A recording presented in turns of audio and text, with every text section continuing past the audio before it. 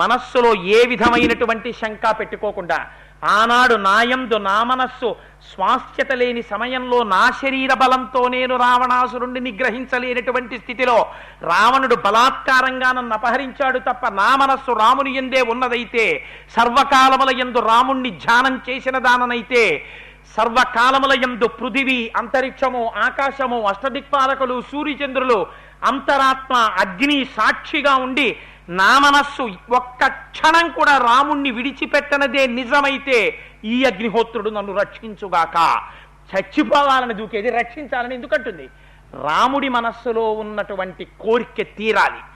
సీతమ్మ అగ్ని పునీత, ఆవిడని అపవాదు వెయ్యకూడదన్న రాముడి కోరిక తీరాలి. ఇది మహాపాతివ్రత్యం అంటే అని చెప్పి దూకింది ఆవిడ. దూకగానే చిత్రం ఏమిటో తెలుసా అండి? ఎవరొచ్చారో?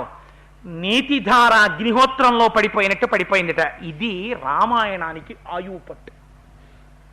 ఇప్పుడు అన్ని లోకాల నుంచి దీనికోసం ఇవాళ మీ అందరినీ రమ్మని చెప్పాను నేను.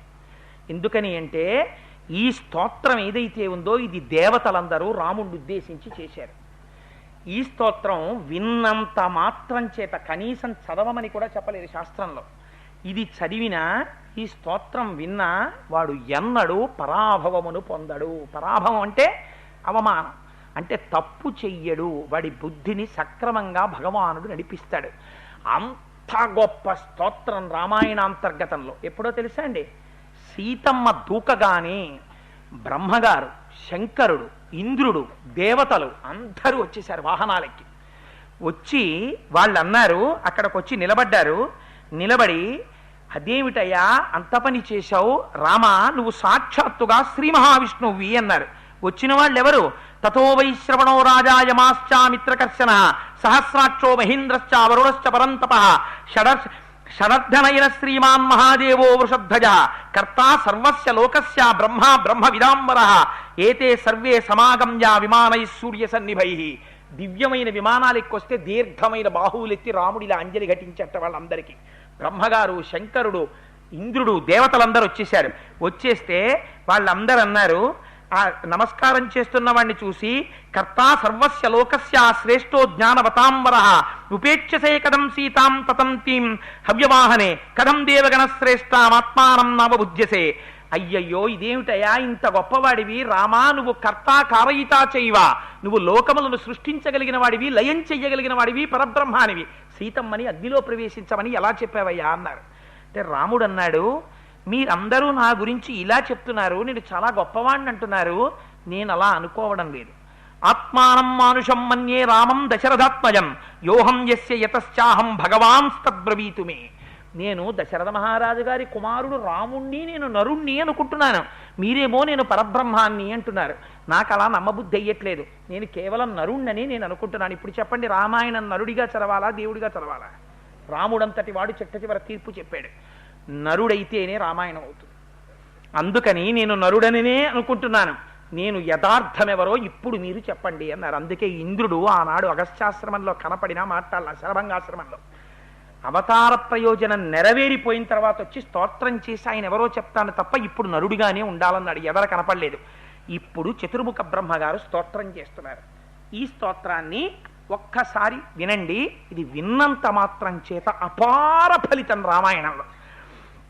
భవన్నారాయణో దేవ శ్రీమాన్ చక్రాయుధో విభో ఏకశృంగో వరాహస్త్వం భూత భవ్యస్స పత్నజిత్ అక్షరం బ్రహ్మ సత్యం చ మధ్యే చాంతే చ రాఘవ లోకానాం త్వం పరో ధర్మో విశ్వక్సేనశ్చతుర్భుజః శార్గం ధన్వా హృషీకేశః పురుషః పురుషోత్తమః అజిత ఖడ్గధృద్విష్ణుః కృష్ణశ్చైవ బృహద్బలః సేనానీర్గ్రామణీశ్చ త్వం బుద్ధిః సత్వం క్షమాదమః ప్రభవశ్చాప్యయశ్చత్వ ఉపేంద్రో మధుసూదనః ఇంద్రకర్మా మహేంద్రస్త్వం పద్మనాభోరణాంతకృత్ శరణ్యం శరణ్యం శరణం చత్వ ముహుర్దివ్యా మహర్షయః సహస్రశృంగో వేదాత్మా శతజిహ్వో మహర్షభః త్వం త్రయాణాం హి లోకానా ఆదికర్తా స్వయం ప్రభుః సిద్ధానామపి సాధ్యాన ఆశ్రయశ్చాసి పూర్వజః త్వం యజ్ఞస్త్వం వషట్కారస్త్వం ఓంకార పరం తపః ప్రభవం నిధనం వాతే నవిధక్కో భవావితి దృశ్యసే సర్వభూతేషు బ్రాహ్మణేషు చ గోషు చ దిక్షు సర్వాషు గగనే పర్వతేషు వనేషు చ సహస్రచరణ శ్రీమాన్ శతశీర్ష సహస్రదృక్ త్వాం ధారయసి భూతాని వసుధాంచ సపర్వతాం అంతే పృథివ్యా సలిలే దృశ్యసే త్వం మహోరగః త్రీన్ లోకాం ధారయన్ రామ దేవగంధర్వదానవాన్ అహం తే హృదయన్ రామ జిహ్వా దేవీ సరస్వతి దేవాగాత్రేషు రోమాణి నిర్మితా బ్రహ్మణ ప్రభో నిమిషస్తే భవేదాత్రి రున్మేస్తే భవేద్దివా సంస్కారాస్తే భవన్ వేద నదదస్తిత్తయా వినా జగత్సర్వం శరీరం తే స్థైర్యం తే వసుధాతలం అగ్నికోప ప్రసాదస్తే సోమశ్రీవత్సలక్షణ తయా లోకాస్త్రయ క్రాంత పురాణే విక్రమైస్త్రిభిః మహేంద్రశ్చ వృతో రాజా బలిం బద్ధ్వా మహాసురం సీతాలక్ష్మీర్భవాన్ విష్ణుః దేవకృష్ణ ప్రజాపతిః పదార్థం రావణస్యేహ ప్రవిష్ణో మానుషీం తనుం తదిదం న కృతం కార్యం తయా ధర్మభృతాం వరః నిహతో రావణో రామ ప్రహృష్టో దివమక్రమ అమోఘం బలవీర్యం తే అమోఘస్తే పరాక్రమః అమోఘం దర్శనం రామం నచ మోఘస్త్వస్వం సంస్తవ అమోఘస్తే భవిష్యంతి భక్తిమంతశ్చ ఏ నరాః ఏ త్వాం దేవం ధ్రువం భక్తాః పురాణం పురుషోత్తమం ప్రాప్నువంతి సదా కామ ఇహ లోకే పరత్ర చ ఇమమార్షస్తవం నిత్యం ఇతిహాసం పురాతనం ఏ నరా కీర్తయిష్యంతి నాస్తి తేషాం పరాభవః. వాల్మీకి మహర్షి ఎక్కడా పలస్తుడి చెప్పరు. అలాంటి వారు ఇవాళ సమస్త దేవతలతో చతుర్ముఖ బ్రహ్మగారితో రాముణ్ణి స్తవం చేయించారు. ఇది ప్రాణం రామాయణానికి. ఇది రామచంద్రమూర్తి యొక్క అవతారాన్ని బయటపెట్టింది. ఇప్పుడు రావణ సంహారం అయిపోయాక నువ్వయ్యా సృష్టికి ముందున్నవాడివి నువ్వు, స్థితికారుడవు నువ్వు, లయకారుడివి నువ్వు, కృష్ణుడివి నువ్వు, ఉత్సాహమూర్తివి నువ్వు, భూమిని ఉద్ధరించినటువంటి వాడివి నువ్వు, ఆరోగ్యం నువ్వు, సమస్తం నువ్వు, నిలబెట్టిన వాడివి నువ్వు.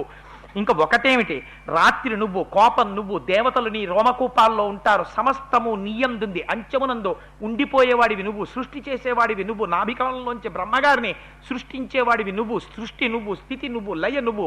నువ్వు కన్ను మూస్తే రాత్రి, కన్ను తెరిస్తే పగలు, నువ్వు తలుచుకుంటే లయం, నువ్వు సృష్టిస్తే సృష్టి, నువ్వు నిలబెడితే స్థితి. ఇంత స్తోత్రం చేసి రామా ఇది నీ స్వరూపం అన్నారు. అన్న తర్వాత అగ్నిహోత్రంలోంచి అగ్నిదేవుడు బంగారు సింహాసనం మీద పైకొచ్చాడు. తొడ మీద సీతమ్మ తల్లిని కూర్చోపెట్టుకున్నాడు.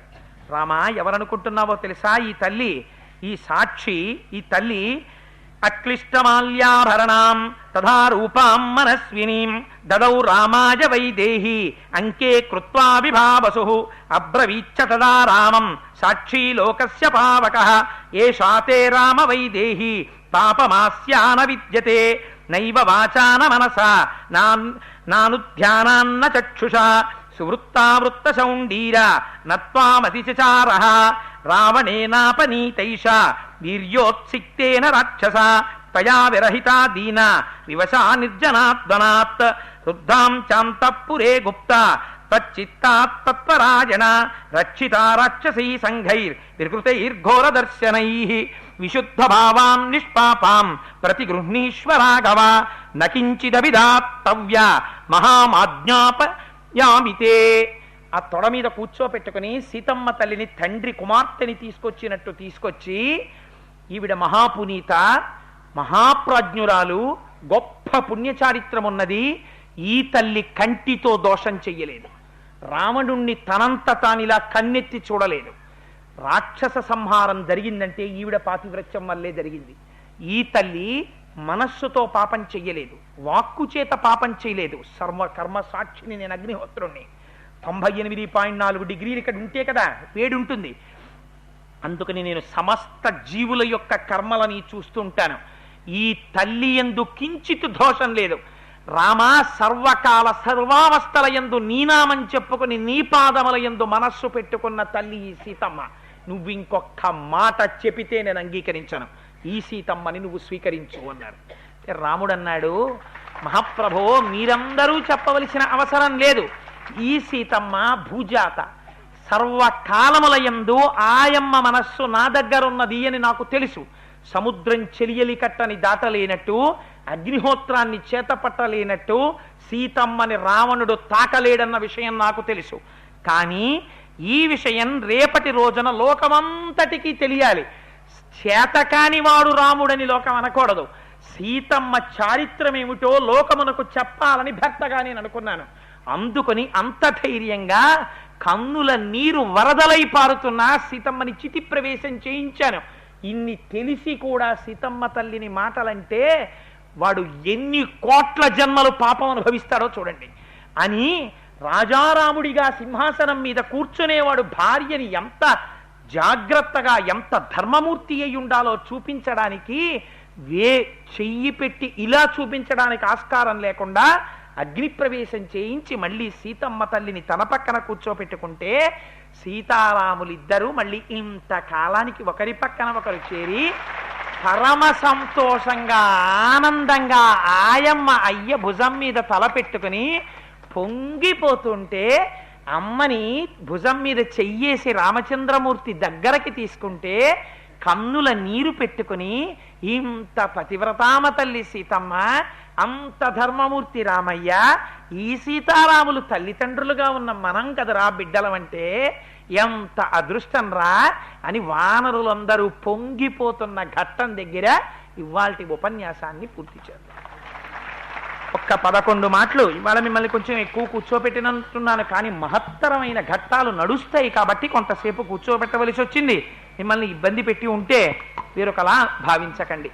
చేత ఒక్క 11 మాటలు స్వామి నామం చెప్పేసి అందులో ఇవాళ పరమప్రసన్నుడై ఉన్నాడు. పొంగిపోతాడు, ఓహో పిల్లలు చూసావా సీత ఎలా చెప్పేస్తున్నారో అని. అందుకని ఇవాళ హనుమ అంత పొగిడింది కదా అమ్మ, అందుకని హనుమ వైపు నుంచి వచ్చింది మళ్ళీ. అందుకని అందరం చెప్పేద్దాం ఒక్కసారి. సమలంకృత దివ్య స్వర్ణోపవీతం కటితట విలసిత కాంచన చేలం మంజు మంజీర మహిత పదాబ్జం దినమణిశతనిభ దివ్య ప్రకాశం దాసముఖాంబోజ దశశతభానుం వాల్మీకి కృత కావ్యవరసరోహంసం సుగ్రీవ శ్రీరామ సంధాన హేతుం అగ్నిసాక్షీకృత అర్కజరామం శ్రీరామ సుగ్రీవ సఖ్యోల్లాసం సుగ్రీవ పట్టాభిషేక ప్రవీణం రామచంద్ర దత్త రమణీయ భూషం స్వయం ప్రభాదత్త సుఫలాతి భోజ్యం లంకాగమన సమలంకృత దేహం సాగరోల్లంఘన సంపూర్ణకాయం భద్రాచల రామ భద్ర సమేతం. అసలు నాకు అనుమానంగా ఉంది, ఒకవేళ తెల్లవారే వరకు రామకథ చెప్పినా మీరు కూర్చుంటారేమో. మీ భక్తికి నిజంగా సీతారాములు పొంగిపోయి ఉంటారు. ఇంకొక్కసారి శ్రీరామదూతం శిరసా నమామి. సర్వం శ్రీ ఉమామహేశ్వర బ్రహ్మార్పణమస్తు. స్వస్తి.